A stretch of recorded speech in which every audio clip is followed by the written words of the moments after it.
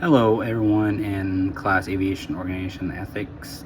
My name is Michael Delosier. I'm going to be presenting my paper slash video representation of my paper. Going to be personal ethics, philosophy, presentation assignment. I'll dive right into it. The first topic is going to be summarize your worldview as it pertains to ethics. I feel like most people and everything are situation, ethics due to the fact that it really depends on who you are. But for the most part and everything, it's just gonna be most people are gonna, change, bit and pop.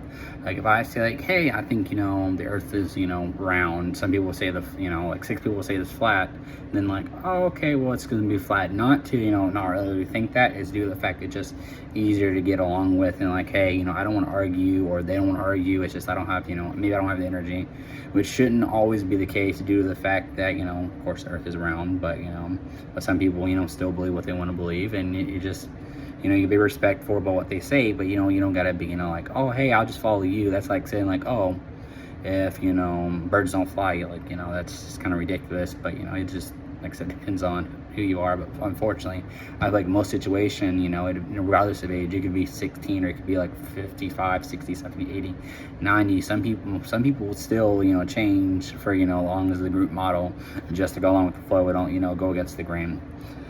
The next thing will be describe your personal life vision and mission. My number one vision is to go back home to Texas and just get my wife there, my son there, and hopefully have another baby by the time we get there.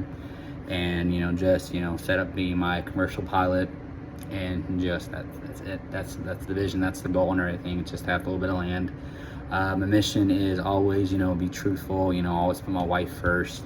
Because she did let me put my military career in front of her for 7 years, but it's just I don't think I've ever, I think there's enough for that and everything, which is really sad on my part. And not everybody does the same thing I do, but she let me do that career path first and everything. She let me put it first. She even put holding off on kids until I was able, till a certain situation, certain rank in my life.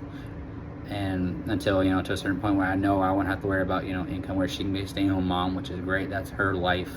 That's all she wanted to do in life. And everything would be a stay-at-home mom to watch her watch her son, and the next one, and just just be a stay-at-home mom and always be able to see what every time they do. The next topic is going to be explain how you will apply Christian ethics in your personal life roles. The best way I can put this or anything is never deviate from your plan or thing. Never switch up. Never blame someone else for your life roles. Like I grew. I could say like, oh, I grew up poorer than most. I can do that. I can do this. But it's just blame someone else for your problem. Don't live in the past. Always live in the present and the future, and due to the fact that you can't change the past. It's one of the situations. I'm never gonna say, oh, I grew up with a bad crowd, so I'm gonna stay in the bad crowd. Never do that. Just always want to be better. Better yourself. Don't be like, oh, I make $1 million or 2.5 trillion this year. I'm so happy. Don't be boastful about it. Just be happy with whatever you got and everything. I grew up with someone making $40,000 a year, and I thought that was just like, oh my gosh, you're so wealthy. But now I'm thinking like that's an average salary now these days. So I'm not boasting about it. I'm better than some, but I'm not better than all. So it's just that's the way I see it.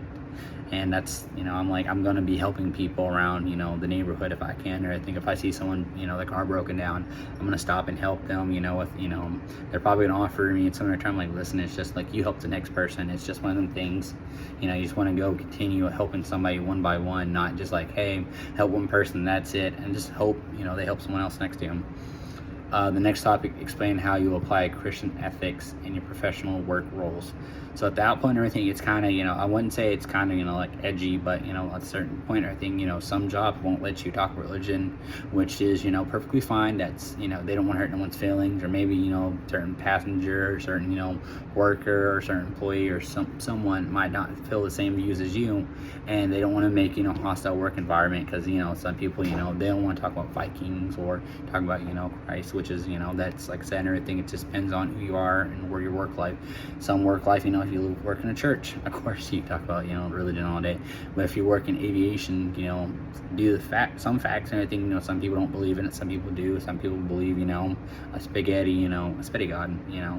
It just depends on who you are. You just got to pick your you got to pick your timing.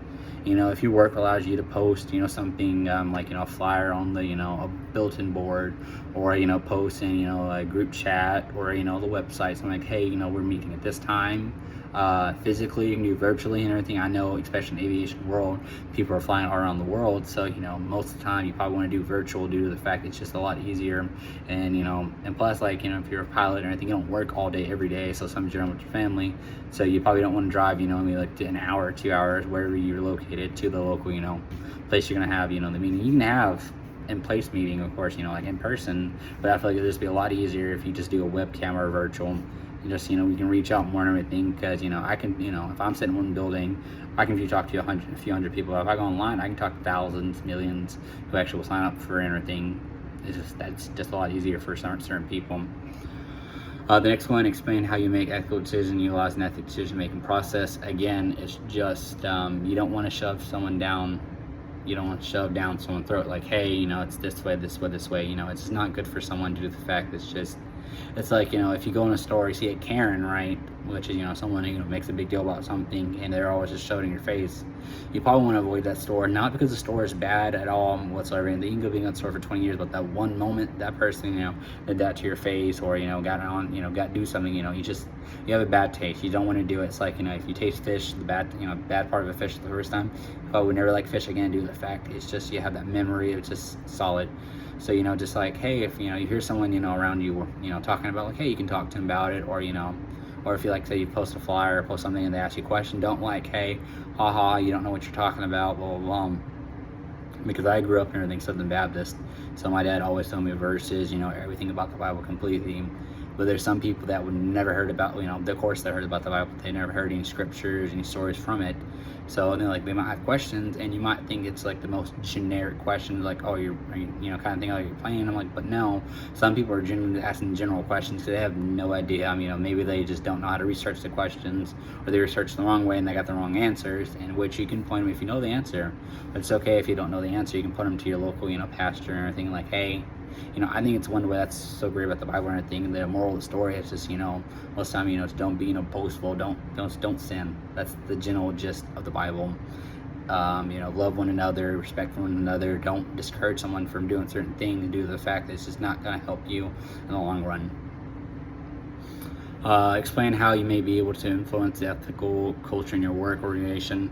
So again, everything, it's just, you don't want to, you know, like, hey, you know, I want to, you know, if I'm getting on the plane and everything, and then I have a co-pilot or my captain, whoever it is at that point in your life, you don't want to be like, hey, yeah, let's talk about this or anything. That's like someone talking about, you know, sports, right? Like, I'm not really a sports guy, to be honest. Like, I'll play video games, but I'm not really about sports guy. So it's like someone's like that and everything, and like, you know, big difference. You know, I don't want to hurt anybody's feelings, but that's a big difference between religion and sports.